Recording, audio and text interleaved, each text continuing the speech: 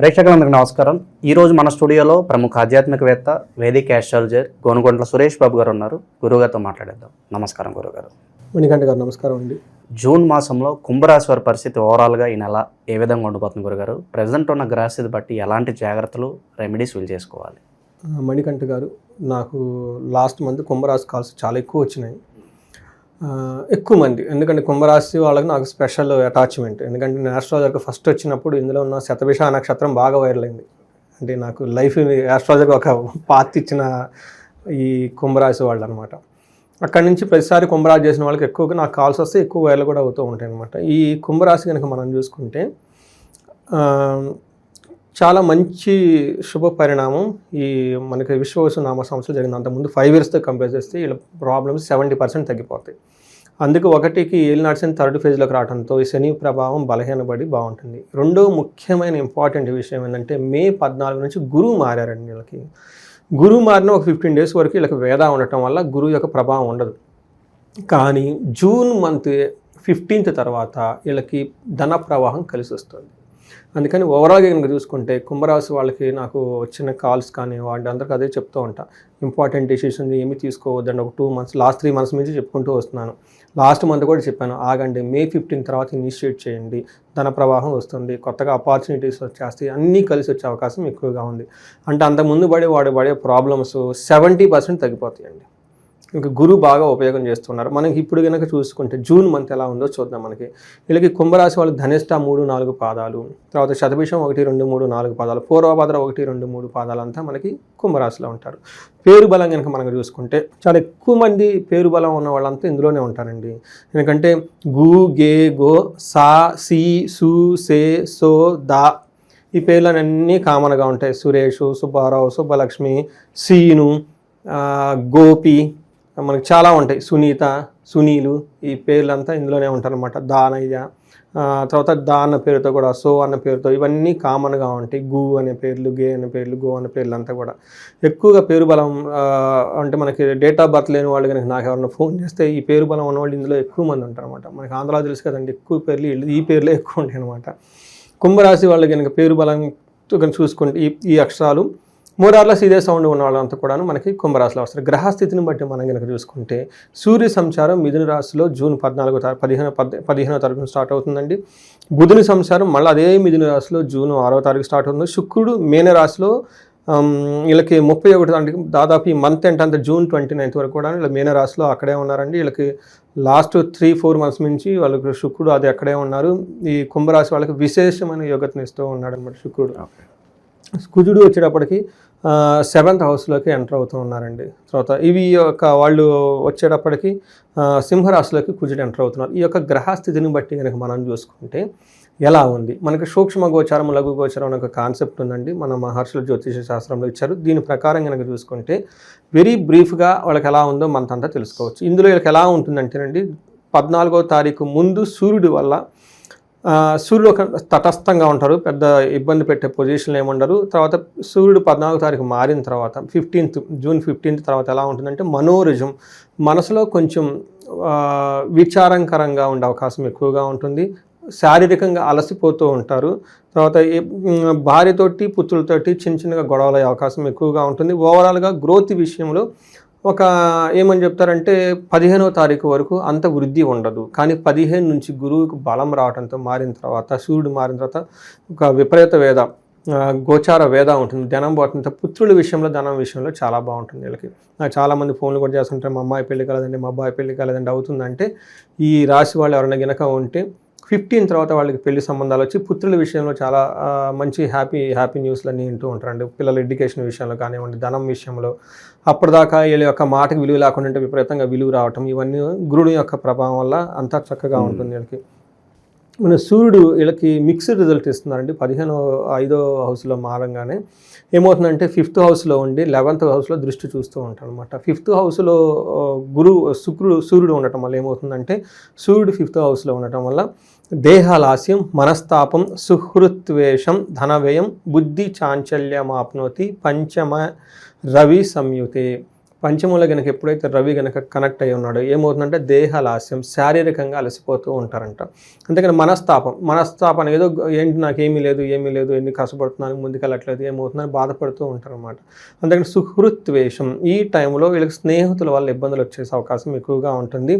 ధన వ్యయం అంటే బంధువుల వల్ల లేదా స్నేహితుల వల్ల, తెలిసిన వాళ్ళ వల్ల, వాళ్ళ మాటలు నమ్మి వీళ్ళకి ధనం పోగొట్టుకునే అవకాశం ఎక్కువగా ఉంది. బుద్ధి చాంచల్యం అంటే మనసు అనేది నిలకడగా ఉండదు. కాసేపు ఇది అంటారు, అది చేద్దామంటారు, అంటే రెస్ట్లెస్గా లోన ఫీల్ అయిపోతూ ఉంటారన్నమాట. ఇది వీళ్ళకి టెంపరీ అనమాట. ఇది టెంపరీనే, ఆ తర్వాత అంత బాగుంటుంది. తర్వాత వీళ్ళకి 11వ ఇంట్లో దృష్టి ఉండడం వల్ల ధనానికి ఎటువంటి లోపం అయితే ఉంటుంది. సూర్యుని యొక్క ప్రభావం ఉండటం వల్ల ఏం చెప్తారు, అధికారుల వల్ల కానివ్వండి, బాస్ వల్ల కానివ్వండి, ఆఫీస్లో ధనం కానివ్వండి, వీటికి సంబంధించిన గవర్నమెంట్ కాంట్రాక్టుల ద్వారా వీళ్ళకి లాభప్రదంగా అయితే చాలా బాగుంటుంది. వీళ్ళకి 6th, 7th హౌస్లో కుజుడు ఉండటం వల్ల అగైన్ ఇది మిక్స్డ్ రిజల్ట్ అని చెప్పుకోవాలంట. 7వ ఇంట్లో కుజుడు ఉంటే ఏమవుతుందంటే అన్న వస్త్రాది రాహిత్యం, సదాక్లేశం స్వబంధుభి, కువార్త పుత్రపుత్రాణం, పుత్రభాతృణం, క్రోధ సప్తమేగే కుజే. 7వ ఇంట్లో కనుక కుజుడు ఉండటం వల్ల భోజనం టయానికి చేయకుండా ఉండటము, తర్వాత మనసులో ఎప్పుడు బాధపడుతూ ఉండటం, బంధువుల వల్ల చికాకులు ఉంటాయంట. అంతేకాకుండా చెడు వార్తలు వింటారు వీళ్ళు. అంటే వినకూడని వేరే వాళ్ళు ఇబ్బందులను అంటే క్రిటిసైజం ఎక్కువ, వేరే వాళ్ళు విమర్శించే వాళ్ళు ఎక్కువగా ఉంటారు. పుత్రుల ద్వారా లేదంటే సోదరుల ద్వారా కోపానికి గురే సంఘటనలు ఎక్కువగా జరుగుతూ ఉంటాయి. బట్ ఓవరాల్గా కనుక చూసుకుంటే వీళ్ళకి టయానికి ఫుడ్ తీసుకోవటం, ఇంటర్పర్సనల్ స్కిల్స్తో అటు బంధువులతోటి లేదంటే వీళ్ళతో చక్కగా సౌమ్యంగా మాట్లాడి వాళ్ళు ఏదైనా అన్నా కానీ రెస్పాండ్ అవ్వకుండా అలా వదిలేసుకుంటూ వెళ్ళిపోతే హ్యాపీగా ఉంటుంది. తర్వాత వీళ్ళకి 10వ ఇంట్లో దృష్టి ఉండటం వల్ల ప్రొఫెషన్లో బాగా ప్రాఫిటబుల్గా ఉంటుంది వీళ్ళకి. తర్వాత 2వ ఇంట్లో దృష్టి ఉండటం వల్ల ధనం నాశనమయ్యే అవకాశం ఎక్కువగా ఉంది. సో మనకి ఏదైనా కనుక కొంచెం కేర్ఫుల్గా తీసుకోవాలనుకుంటే ఈ రాశి వాళ్ళకి, కుంభరాశి వాళ్ళకి ఇంకా వెళ్ళాల్సిన ప్రభావం ఉంది కాబట్టి ధనం విషయంలో చాలా కేర్ఫుల్గా ఉండాలి. ధనం నష్టపోయే అవకాశం ఎక్కువగా ఉంది కాబట్టి మనీ విషయంలో చాలా జాగ్రత్తగా ఉండాలి వీళ్ళు. అయితే వీళ్ళని రక్షించేది ఆపద్బంధువుడు శుక్రుడు అండి. శుక్రుడు వీళ్ళకి 3వ ఇంట్లో ఉన్నారండి. 3వ ఇంట్లో ఉండటం వల్ల ఏమవుతుందంటే మిక్స్డ్ రిజల్ట్ అని మనం చెప్పుకోవాలన్నమాట. వీళ్ళకి ఏ విధంగా అంటే అండి, వాణిజ్య ధననాశం, శత్రువృద్ధి, ధనక్షయమం, గత జీవన రాహిత్యం భవేత్ తృతీయగే భృగునందని అని చెప్తారు. 3వ ఇంట్లో కనుక భృగునందుడు ఉంటే ఏమవుతుందంటే వాణిజ్య ధననాశనం, వ్యాపారం చేసుకునే వాళ్ళు కానివ్వండి, ఈ విషయంలో కొంచెం జాగ్రత్తగా ఉండాలంటే శత్రువృద్ధి, ధనక్షయము, శత్రువులు అనేవాళ్ళు పెరుగుతూ ఉంటారు, ధనం అనేది తరిగిపోతూ ఉండే అవకాశం ఎక్కువగా ఉంటుంది. ఓవరాల్గా కనుక చూసుకుంటే కొంచెం వీళ్ళు మిక్స్డ్గా ఉండే రిజల్ట్ అని మనం చెప్పుకోవాలి. వీళ్ళకి శుక్రుడు వచ్చినప్పుడు 9వ ఇంట్లో దృష్టి ఉండటం వల్ల ప్లేజర్స్, తీర్థయాత్రలు వెళ్ళటం, తర్వాత లవ్, రొమాన్స్ ఇట్లాంటి విషయంలో చాలా బాగుంటుంది. బట్ ఓన్లీ బిజినెస్ సంబంధించి ధనక్షయం అవకాశం ఎక్కువగా ఉంది కాబట్టి కొంచెం జాగ్రత్తగా ఉండాలి. ఇవి వచ్చేటప్పటికి మనకి 3 యొక్క గ్రహాల యొక్క స్థితి అండి. గురుగారు, ఈ రాశిలో ఏ నక్షత్రాల వాళ్ళు ఉంటారు, వాళ్ళకి స్పెసిఫిక్గా ఎలా ఉండబోతుంది? కుంభరాశిలో ధనిష్ట 2, 3 పాదాలు ఉంటాయండి. తర్వాత మనకి శతభిషం వచ్చేటప్పటికి 1, 2, 3, 4 పాదాలు ఉంటుంది. పూర్వభద్ర మనకి నక్షత్రం కూడా ఇందులో ఉంటుందండి. ఈ యొక్క నక్షత్రాలు బట్టి మనం కనుక చూసుకుంటే ధనిష్ట నక్షత్రం వాళ్ళకి ఈ మంత్ అంతా పాజిటివ్ సైడ్లో కనుక చూసుకుంటే జయం ఏ పని చేసినా కలిసి వస్తుంది, ధన ప్రాప్తి ఉంటుంది, రాజ్యలాభం, విశేషంగా ప్రమోషన్స్ వచ్చే అవకాశం ఎక్కువగా ఉంటుంది, ధనలాభం కూడా చూపిస్తుందండి. ఇవన్నీ మనకి పాజిటివ్ సైడ్లో. మనకి ఛాలెంజెస్ వీళ్ళకి ఎక్కడ ఉంటాయంటే కూడా ధనహీనత, ధనం ఎంత వచ్చినా ఖర్చు అయిపోతూ ఉంటుంది.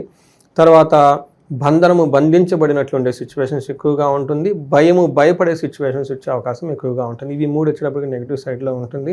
తర్వాత శతభిష నక్షత్రం వాళ్ళకి జయప్రదంగా ఉంటుంది, ధన ప్రాప్తి ఉంటుంది, ధనలాభము కూడా ఉంది. 3 వచ్చేటప్పుడు పాజిటివ్. ప్రతికూలంగా ఎక్కడ ఉంటుంది, ధనహీనత, బంధనము, భయపడే సిచ్యువేషన్స్ ఎక్కువగా ఉంటుంది, ధనం రాక ఇబ్బంది పడే అవకాశం ఎక్కువగా ఉంటుంది, బంధించబడినట్లు ఉండే సిచ్యువేషన్, కన్ఫ్యూజ్ అయిన సిచ్యువేషన్స్ ఎక్కువగా ఉంటారు. ముందుకు ఎలా వెళ్ళాలి, వెనక్కి ఎలా వెళ్తే ఏమవుతుంది, ఫ్యూచర్ ఎలా ఉంటుంది, వాటి గురించి అసలు చేద్దామా లేదన్న ఒక టెన్షన్, డైలమాలో ఎక్కువగా ఉండే పరిస్థితులు ఉంటాయి వీళ్ళకి. అయితే పూర్వభాద్ర నక్షత్రం వాళ్ళకి జయప్రదంగా ఉంటుంది, ధనలాభం ఉంది. ఈ 2 పాజిటివ్గా ఉన్నాయి. మనకి నెగిటివ్ సైడ్లో మనకి ప్రతికూల పరిస్థితులు కనుక చూసుకుంటే ధనహీనత, బంధనము 2 కనిపిస్తూ ఉన్నాయి. ధనం లేకుండా ఇబ్బంది పడిపోయేసి అసలు ఫ్యూచర్ ఎలా ఉంటుంది ఏంటి అని ఇబ్బంది పడుతూ ఆలోచిస్తూ ఉంటారనమాట. ఈ ప్రకారం కనుక చూసుకుంటే వీళ్ళకి మిక్స్డ్గా ఉంది, కొన్ని పాజిటివ్గా, కొన్ని ఛాలెంజెస్తో కూడి ఉంది. ఇంతే కాకుండా మనకి మృత్యు నక్షత్రాలు లేదంటే లత్త అని కొన్ని ఒక కాన్సెప్ట్ ఉంటుందండి. వీటి ప్రకారం కనుక చూసుకుంటే వీళ్ళకి శతభిష నక్షత్రం వాళ్ళకి స్త్రీ నాశనం, స్త్రీల ద్వారా లేదంటే ప్రాబ్లం వచ్చే అవకాశం, అదే స్త్రీలు అనుకోండి పురుషుల ద్వారా ఇబ్బందులు వచ్చే అవకాశం ఎక్కువగా ఉంటుంది. పూర్వభాద్ర నక్షత్రం వాళ్ళకి అగైన్ స్త్రీల నాశనం, వీళ్ళు ఎవరైనా గునుకుంటే వాళ్ళ చుట్టూ ఉన్న స్త్రీలు కానీ ఏదన్నా వాళ్ళ ద్వారా వీళ్ళకి ప్రాబ్లం వచ్చే అవకాశం ఎక్కువగా ఉంటుంది. అదే స్త్రీలు అనుకోండి వాళ్ళ సరౌండింగ్లో సర్కిల్ ఎవరన్నా కంటే జెంట్స్ కానీ వాళ్ళ ద్వారా ప్రాబ్లం వచ్చే అవకాశం ఎక్కువగా ఉంటుంది. అంటే వీళ్ళు బాగుంటారు బట్ వాళ్ళకి ప్రాబ్లం వచ్చి వాళ్ళ ప్రాబ్లం ద్వారా వీళ్ళకి ఇబ్బంది పడే అవకాశం ఎక్కువగా ఉంటుంది. సో నేను ఉదయం ఒక కాల్ వచ్చిందండి, వాళ్ళ పాప ఆయన కుంభరాశి, వాళ్ళ ఫాదర్కి స్ట్రోక్ వచ్చిందంట. ఓకే. సో ఇప్పుడు ఏముంది వీళ్ళకి ఓకే, బట్ ప్రాబ్లం అనుకుంది ఫాదర్కి ప్రాబ్లం అయింది. ఆ ఫాదర్కి ప్రాబ్లం అవడంతో హాస్పిటల్లో పెట్టడం, రీహాబిలిటేషన్ సెంటర్లో పెట్టడం, ఆ స్ట్రోక్ వచ్చే మనిషిని చూసుకోవాలి కదండి. తద్వారా పాపం ఈయన చాలా ఇబ్బంది పడిపోతూ ఉన్నాడు. ఏంటండి ఎలా ఉండాలని చెప్పేసి మా దగ్గరకు వచ్చారనమాట.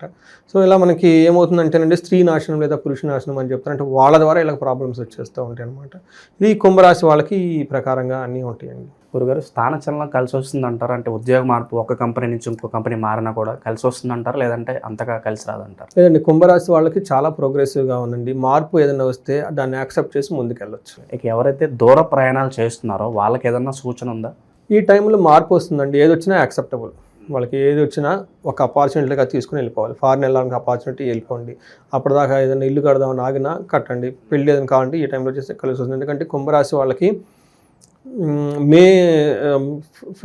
15th నుంచి గురువు మారటం వల్ల చాలా కలిసి వచ్చింది. అందులోనూ June 15 తర్వాత ఇంకా బాగా కలిసి వస్తుంది వాళ్ళకి. అంటే అది ఏమంటారు, ప్లానెట్ ప్రోగ్రెస్ అంటారు. ప్లానెట్ అందులో మూవ్ అయ్యేకుంది, జస్ట్ ఎంట్రీ ఉంది కదండి, ఆ ప్లానెట్ మూవ్ అయ్యేకుంది వీళ్ళకి కూడా శుభ సూచకాలన్నీ ఎక్కువ వస్తూ ఉంటాయి. చిన్నపాటి మార్పులు ఏం కనిపించినా కూడా ప్రొసీడ్ అవ్వచ్చు అంటారు, చక్కగా అంతా పాజిటివ్గా ఉంది.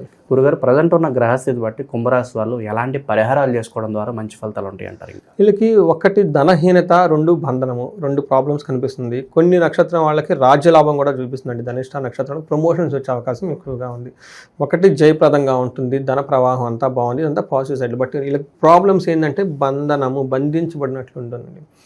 వీళ్ళు ఖచ్చితంగా జ్యోతిషి చెప్పించుకోవాలండి. ఎందుకంటే క్లారిటీ లేదు, వీళ్ళు ఎటు వెళ్తే బాగుంటుంది. అంటే పాపం ఇప్పటిదాకా ఇబ్బందులు పడి ఉంటారు కదండి లాస్ట్ 5 years. ఇప్పుడు కొంచెం రిలీఫ్ వచ్చింది, కానీ స్టిల్ భయపడుతూ ఉంటారు. ఎటు వెళ్తే ఇది ఒక ప్రాజెక్ట్ వచ్చింది, వెళ్దామా లేదా, మీరు ఇందాక అడిగారు ప్రమోషన్స్ వస్తుందా లేదా, ఫారిన్లో ఉంటామా వెళ్తామా లేదా, లేదంటే ఏదైనా పని చేస్తే అవుతుందా లేదని ఈ టైపు టెన్షన్స్లో ఉండేసి వాళ్ళకు క్లారిటీ కావాలి. మన కనుక కన్సల్ట్ అయితే జ్యోతిష శాస్త్రం చక్కగా వాళ్ళకి అంతా స్టడీ చేసి చెప్పొచ్చు. లేదంటే వాళ్ళకి ఒక మెంటార్స్ బాగా తెలిసిన వాళ్ళు పెద్దవాళ్ళు ఉంటే 1-2 సార్లు వాళ్ళతో డిస్కస్ చేసుకొని ముందుకెళ్తే బాగుంటుంది. వీళ్ళకి రాజ్యలాభం వచ్చే అవకాశం కూడా ఉంది. కాబట్టి రాజశ్యామల యాగం చేయించుకుంటే బాగా కలిసి వస్తుంది. రాజకీయ నాయకులు కానివ్వండి, కెరియర్లో స్టాగ్నేటెడ్ అయ్యి ఉంటారు. మొన్న ఒకళ్ళు అమెరికా నుంచి ఫోన్ చేశారు, ఇదే చెప్పాం, మధ్యలో వాళ్ళు ఆగిపోయారు. వాళ్ళు ముందుకెళ్ళి అట్లా లాస్ట్ 5 years నుంచి అక్కడ కెరియర్లో గ్రోత్ లేదు, అంటే ఒక స్టేజ్కి వెళ్ళిపోయారు, ఇంకా అక్కడ ఆగిపోయారు వాళ్ళు, ముందుకెళ్ళట్లా. అప్పుడు రాజశ్యామల చేసుకోవాలి. రాజశ్యామల కనుక యోగం చేసుకుంటే వాళ్ళకి నెక్స్ట్ లెవెల్కి వెళ్ళడానికి అవకాశం ఉంటుంది. ఇప్పుడు వాళ్ళకి మనీ అనేది కన్సర్న్ కాదు కదండి, ఆల్రెడీ బాగానే ఉన్నారు, అమెరికాలో ఉన్నారు, వెల్ ఎస్టాబ్లిష్, బట్ గ్రోత్ ఎదగాలి కదా ముందుకి. ఒక మిడ్ లెవెల్ వచ్చిన తర్వాత వాళ్ళకి రాజశ్యామల చేయించుకోవాలండి కంపల్సరీ. ఎందుకంటే అక్కడ వాళ్ళ మాటకి ఇంపార్టెన్స్, విలువ ఉండాలి. చాలామంది ఈ ఉంటాయి కదా చుట్టూరు అంతా ఉండేసి వీళ్ళ మీద ఇబ్బంది పెడుతూ ఉంటారు. వీళ్ళు పైకి ఎదిగిపోతూ ఉంటే కిందకి లాగటం అని, ఈ ప్రాజెక్ట్లో వీళ్ళు చేసిన హార్డ్ వర్క్ని వేరే వాళ్ళు లాక్కోవటం అని, ఈ టైపు చాలా ఉంటాయి. ఇప్పుడు మనకేముందంటే ఈ హోమాలు, యజ్ఞాలు ఇవన్నీ వాళ్ళకి బాగా ఉపయోగపడుతూ ఉంటారు అనమాట. అంటే వీళ్ళకి ఇబ్బంది పెట్టకుండా వీళ్ళ యొక్క పని చేసుకుంటూ దూసుకుంటూ వెళ్ళిపోయిన ఎలాంటి ఆటంకాలు లేకుండా ఉండడానికి రాజశ్యామల చేసుకోవటం, లేదంటే మన్యు పాశుపత అభిషేకం కనుక చేసుకుంటూ ఉంటే చాలా బాగుంటుంది. భయపడే సిచ్యువేషన్స్ ఎక్కువగా ఉన్నాయి కాబట్టి మన్యు పాశుపత అభిషేకం చేయించుకుంటే చాలా బాగుంటుంది. దిష్టి కొట్టుకున్న, నరదిష్టిలో ఉన్న ఏడుపులు ఇవన్నీ చాలా ఉంటాయి. జ్యోతిష్యం కాకుండా ఇంకా వేరే చాలా ఉంటాయండి. వాటన్నిటికీ మన్యు పాశుపత అభిషేకం చాలా పవర్ఫుల్గా పనిచేస్తుందండి. ఇవి కాకుండా ఇంకా వేరే ఏమైనా కోర్టు కేసులు, పెద్ద పెద్ద కేసులు ఉన్నా మనకి చండీ హోమం, చండీ పారాయణం చేయించుకున్నా బాగుంటుంది. పెళ్ళి కాని వాళ్ళకి కన్య వరపాశుపత హోమము ఇవన్నీ ఉంటాయి. తర్వాత రుక్మిణి కళ్యాణం చదువుకోవటం. ఇంకా వాళ్ళకి ఏమైనా దోషాలు ఉంటే కాసర్ప దోషాలు, లేదంటే కుజ దోషాలు ఉంటే పరిహారాలు అవన్నీ చేసుకుంటే చక్కగా వాటికి కావాల్సిన ఏమంటారు ఇష్టసిద్ధిని మనం ఈజీగా మన శాస్త్రాల్లో చెప్పారండి. ఓకే, మన శాస్త్రాలు పరిహారాలు ట్రిక్స్ ఫామ్లో అన్నీ చెప్పారు. ఎవరు కష్టాలు పడాలని, అవమానాలు పడాలని పోవడం లేదు కదండి.